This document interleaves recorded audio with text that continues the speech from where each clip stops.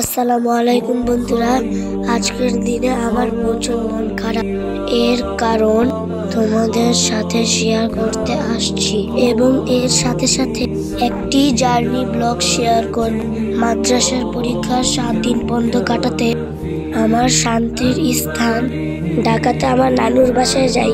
7 দিন চোখের পলকেই পার হয়ে যায়। আজকে ঢাকা থেকে কুমিল্লা আসার দিন, সেই জন্য আমার মন ভীষণ খারাপ। সত্যি কথা বলতে আমি জন্মের পর থেকে আমার নানুর বাসায় ছিলাম। এই কয়েক মাস যাবৎ কুমিল্লাতে আসছি, তাই আমার নানুকে রেখে চলে আসতে সবচেয়ে বেশি খারাপ লাগছিল। আমি অনেক কান্না করেছি। আমরা চিটাগাং রোড থেকে গাড়িতে উঠেছিলাম ঢাকা টু কক্সবাজার হানিফ পরিবহনে করে। অনেক অল্প সময় 4 দিনে এসে পৌঁছাই।